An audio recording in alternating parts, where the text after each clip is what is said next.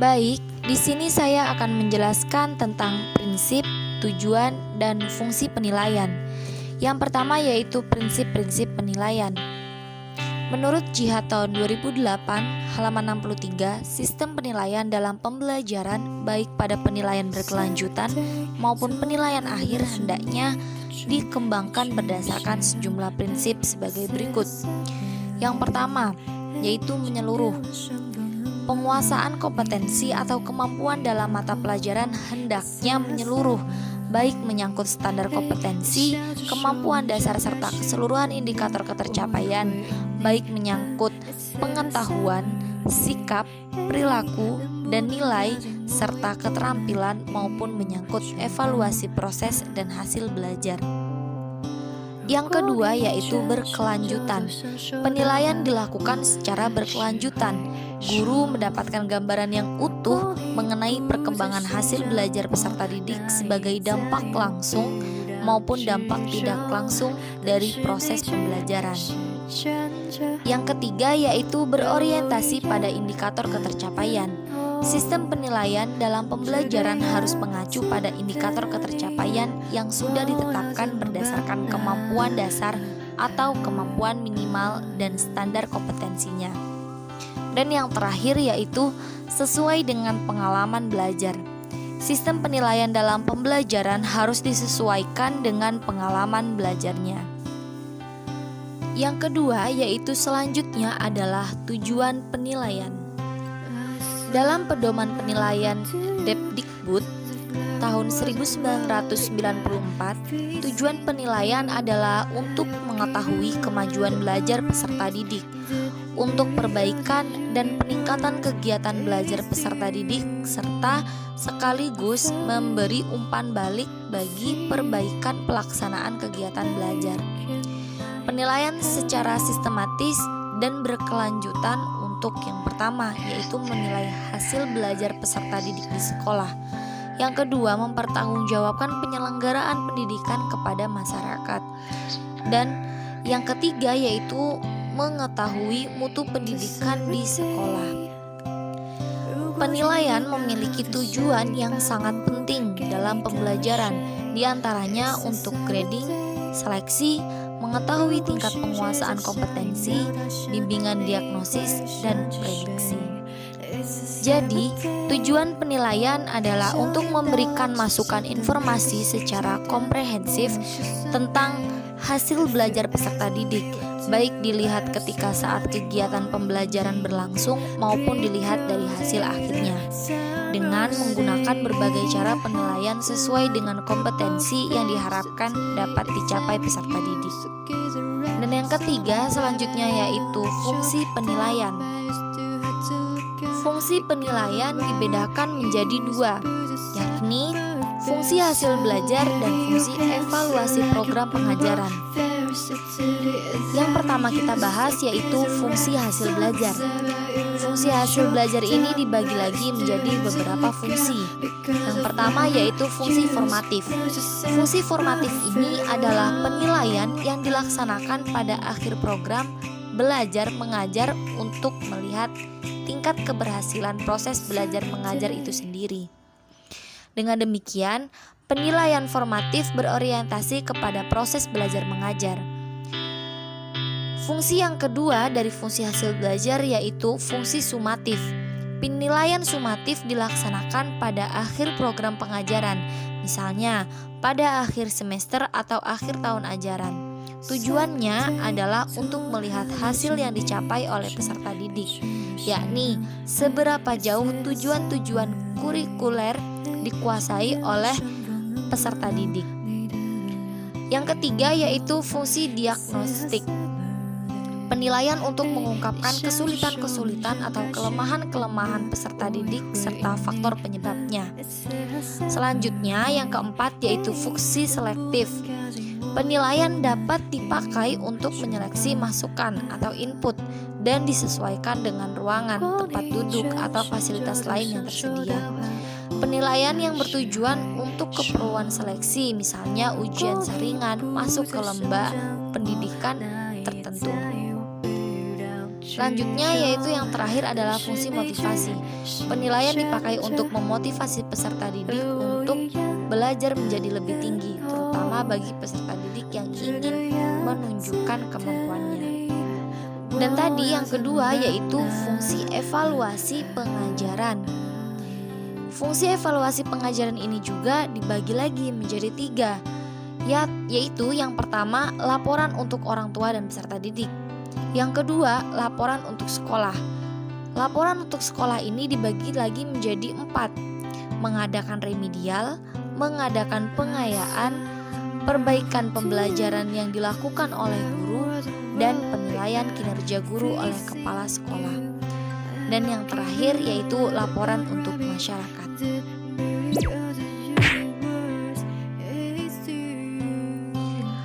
Poin selanjutnya yaitu acuan penilaian dan ragam penilaian kelas. Yang pertama akan kita bahas adalah acuan penilaian. Ada 2 teknik evaluasi yaitu teknik non-tes dan teknik tes.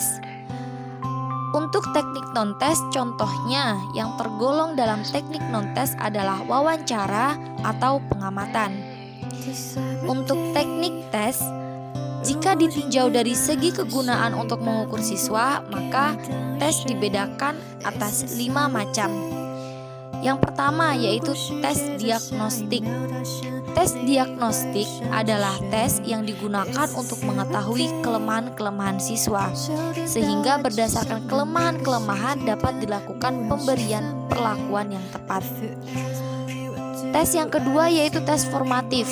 Tes formatif adalah tes untuk mengetahui sejauh mana siswa telah terbentuk setelah mengikuti sesuatu program tertentu. Tes yang ketiga yaitu tes sumatif.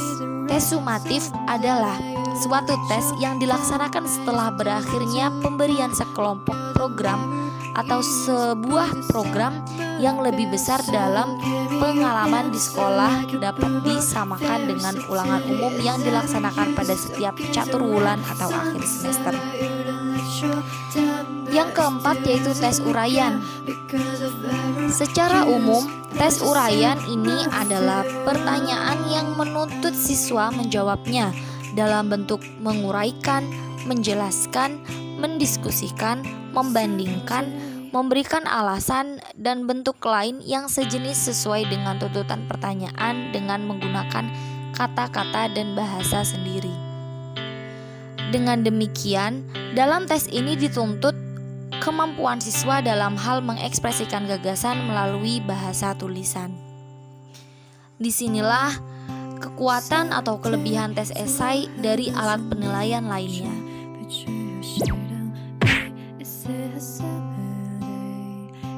Saya Nik Kusnawati, NIM 082. Di sini saya akan menjelaskan poin ketiga yaitu merancang lembar kerja. Pengembangan keterampilan merancang lembar kerja siswa atau LKS tentunya akan berisi 5 tahapan atau fase, yakni yang pertama adalah pembangkitan minat, yang kedua eksplorasi, yang ketiga penjelasan, yang keempat elaborasi, dan yang kelima adalah evaluasi. Kelima hal tersebut dilakukan dengan cara memberikan pertanyaan tentang proses faktual dalam kehidupan sehari-hari yang disesuaikan dengan materi. Pengajaran memberi kesan hanya sebagai pekerjaan satu pihak, yaitu pekerjaan guru saja.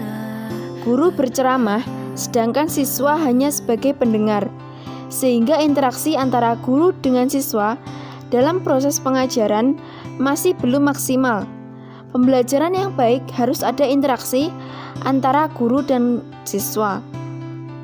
Untuk memperoleh pembelajaran yang baik, sehingga terjadi interaksi berupa tanya jawab antara guru maupun siswa membutuhkan suatu alat bantu pembelajaran berupa media pembelajaran yang dapat meningkatkan minat dan motivasi belajar siswa dalam proses pembelajaran dan dapat mempermudah guru dalam menyampaikan materi pembelajaran maupun saat ingin mengilustrasikan cara kerja maupun ilustrasi yang lainnya.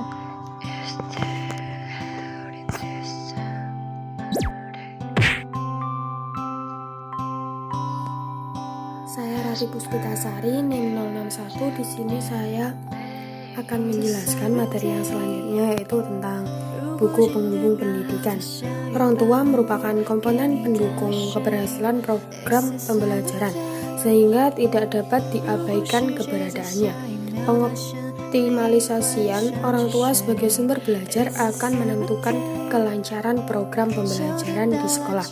Adapun keterlibatan tersebut dapat berupa kerjasama orang tua dengan sekolah, yang salah satunya dengan adanya program buku penghubung. Adapun program buku penghubung adalah pemantauan aktivitas dari peserta didik yang dilakukan oleh pendidik dan orang tua melalui buku kegiatan anak harian. Manfaat dari buku penghubung ini yaitu untuk menjalin kerjasama antara pihak sekolah dengan orang tua dalam memantau sikap dan perilaku peserta didik. Dalam hal ini, pihak keluarga dan di sekolah memiliki tujuan yang sama, yakni mempersiapkan anak-anak untuk mewujudkan dirinya di masa kini dan masa yang mendatang, yaitu mengembangkan kemampuan siswa. Pihak sekolah dan orang tua juga harus menciptakan kondisi yang mendukung agar anak bisa berkembang dengan baik. Penerapan buku penghubung juga dapat mengembangkan keterampilan, mengembangkan sikap berperilaku yang baik, dan membangkitkan motivasi peserta didik untuk lebih aktif dalam menjalankan ajaran-ajaran agama Islam, membangkitkan kedisiplinan serta kemandirian terhadap peserta didik itu sendiri. Yang selanjutnya yaitu ada fungsi dari buku penghubung. Fungsi buku penghubung ini yaitu dalam meningkatkan keberhasilan orang tua peserta didik adalah sebagai alat komunikasi antara guru dan orang tua. Adapun pengertian komunikasi menurut beberapa ahli komunikasi yaitu menurut Edward merupakan proses penyampaian gagasan, harapan, dan perasaan yang disampaikan melalui lambang tertentu yang mengandung arti. Dilakukan penyampaian pesan ditujukan kepada penerima pesan. Menurut Carl I. Hovland, komunikasi adalah upaya yang sistematis untuk merumuskan secara tegas asas-asas penyampaian informasi serta pembentukan pendapat dan sikap pembentukan pendapat dan sikap. Komunikasi antara pendidik dan orang tua sangat diperlukan dalam mencapai keberhasilan pembelajaran, karena dengan komunikasi maka keadaan peserta didik dapat diketahui. Keadaan peserta didik yang dapat diketahui mulai dari kekurangan, kelemahan, dan kemajuan peserta didik. Kesulitan belajar dan informasi-informasi yang penting lain yang harus diketahui baik oleh orang tua maupun peserta didik. Waktu yang dihabiskan peserta didik lebih banyak di rumah daripada di sekolah. Maka dari itu, proses pendidikan anak di sekolah dan di rumah harus diselaraskan. Jangan sampai di sekolah dibina akan tetapi di rumah dibiarkan atau sebaliknya. Hubungan antara sekolah dan orang tua merupakan sarana yang cukup mempunyai peran menentukan dalam usaha pembinaan, penumbuhan, dan pengembangan peserta didik di sekolah. Maksudnya, hubungan antara sekolah dan orang tua merupakan sarana yang cukup mempunyai peran menentukan dalam usaha pembinaan, penumbuhan, dan pengembangan peserta didik di sekolah. Oleh sebab itu, hubungan tersebut perlu dibina, dibangun, dan dipelihara sebaiknya karena merupakan satu jembatan yang saling pengertian dalam mendidik peserta didik sehingga mereka dapat berpartisipasi dalam memberikan dukungan dan material secara ikhlas. Selanjutnya, Mulyasa dalam bukunya Manajemen Berbasis Sekolah membagi komunikasi menjadi dua, yaitu ada komunikasi intern yang merupakan di mana komunikasi intern ini terjadi antara personil dalam sekolah baik oleh kepala sekolah maupun oleh para pendidik dengan personel lainnya. Komunikasi intern yang terbina dengan baik akan memberikan kemudahan dan keringanan dalam melaksanakan serta menyelesaikan pekerjaan sekolah yang menjadi tugas bersama. Yang kedua yaitu ada komunikasi ekstern, Komunikasi ekstern ini merupakan bentuk hubungan sekolah dengan lingkungan sekolah untuk mendapatkan masukan-masukan dari lingkungannya berkaitan dengan kegiatan yang dilakukan di sekolah. Komunikasi ekstern ini meliputi hubungan sekolah dengan orang tua peserta didik dan hubungan sekolah dengan masyarakat, baik secara individu maupun lembaga. Hubungan sekolah dengan orang tua siswa. Sekolah merupakan lembaga pendidikan secara formal dan potensial, memiliki peran penting dan strategis bagi pembinaan generasi muda, khususnya bagi para peserta didik pada jenjang menengah atas. Adapun landasan kerjasama antara pendidik dengan orang tua adalah yang pertama, adanya kesamaan tanggung jawab. Dalam undang-undang dikemukakan adalah tanggung jawab bersama antara pemerintah, orang tua, dan masyarakat. Yang selanjutnya yaitu adanya kesamaan tujuan. Orang tua menghendaki putra-putrinya menjadi warga negara dan manusia yang baik serta berguna bagi bangsa dan negara. Demikian para pendidik menghendaki agar peserta didiknya menjadi manusia sehat jasmani dan rohaninya, serta terampil, kreatif, demokratis, serta berguna bagi nusa dan bangsa. Yang selanjutnya hubungan sekolah dengan masyarakat. Sekolah merupakan lembaga sosial yang tidak dapat dipisahkan dari masyarakat dan lingkungannya, begitu pula sebaliknya. Di antara tujuan hubungan sekolah dan masyarakat lainnya yaitu yang pertama ada memelihara kelangsungan hidup sekolah, yang kedua meningkatkan mutu pendidikan di sekolah, memperlancar kegiatan sekolah, yang ketiga memperlancar kegiatan belajar mengajar, dan yang keempat memperoleh bantuan dan dukungan dari masyarakat dalam rangka pengembangan dan pelaksanaan program-program sekolah. Selanjutnya ada hubungan sekolah sebagai alat pembentukan sikap. Pada buku penghubung terjadi sikap-sikap dan perilaku yang harus diterapkan dalam kehidupan sehari-hari. Sikap dan perilaku tersebut dilatih dan dibiasakan dalam kehidupan agar nantinya terbentuklah diri yang cakap karena adanya kebiasaan untuk belajar sengaja atau tidak. Maka pengetahuan peserta didik akan bertambah dan akan tertanam kuat dalam ingatan, sebab pembiasaan akan terus berpengaruh terhadap pembentukan watak sampai hari tua. Yang selanjutnya, memacu anak untuk disiplin. Disiplin merupakan sesuatu yang berkenaan dengan pengendalian diri seseorang terhadap bentuk-bentuk aturan. Peraturan yang dimaksud dapat ditetapkan oleh orang yang bersangkutan maupun berasal dari luar. Ketertiban menunjukkan pada kepatuhan seseorang dalam mengikuti peraturan atau tata tertib karena didorong atau disebabkan oleh sesuatu yang datang dari luar, misalnya karena ingin mendapatkan pujian dari atasan. Selanjutnya, dalam menanamkan disiplin, guru bertanggung jawab mengarahkan dan berbuat baik menjadi contoh, sabar dan penuh perhatian. Untuk kepentingan tersebut, guru harus mampu melakukan hal-hal sebagai berikut. Yang pertama, membantu peserta didik mengembangkan pola perilaku untuk dirinya. Yang kedua, membantu peserta didik meningkatkan standar perilakunya. Yang ketiga, menggunakan pelaksanaan aturan sebagai alat untuk menegakkan kedisiplinan. Yang selanjutnya, poin E sebagai alat kontrol. Kontrol merupakan jalan untuk membuat seseorang agar berbuat mengikuti aturan atau ketentuan dengan menggunakan paksaan dari luar. Dalam arti yang luas, setiap usaha atau tindakan dari seseorang atau suatu pihak untuk mengatur kelakuan orang lain. Oleh sebab itu, kelakuan manusia senantiasa berlangsung dalam interaksi dengan orang lain. Maka sebenarnya semua kelakuan dipengaruhi atau dikontrol oleh interaksi. Tujuan daripada adanya kontrol tersebut adalah untuk sebuah perubahan. Perubahan yang dimaksud adalah perubahan yang positif.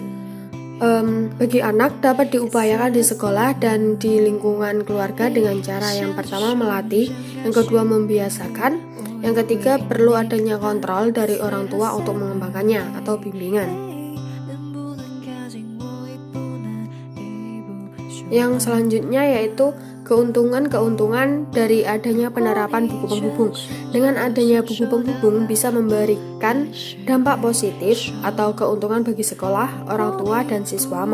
Adapun keuntungan tersebut yaitu sebagai nilai tambah bagi sekolah untuk meningkatkan citra pada masyarakat, dapat dijadikan sebagai media promosi kepada masyarakat atas kualitas, kemajuan, dan prestasi sekolah.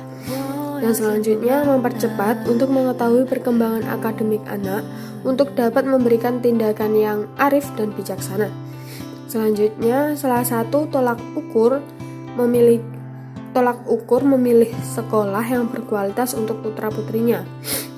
Keuntungan yang selanjutnya yaitu para peserta didik akan memperoleh kemampuan sosial dan akademik yang dibutuhkan untuk kembali ke sekolah yang ditunjuk. Selanjutnya, para peserta dididik untuk bertanggung jawab terhadap pendidikan dan tingkah laku mereka di sekolah dan kehidupan sehari-hari. Terima kasih.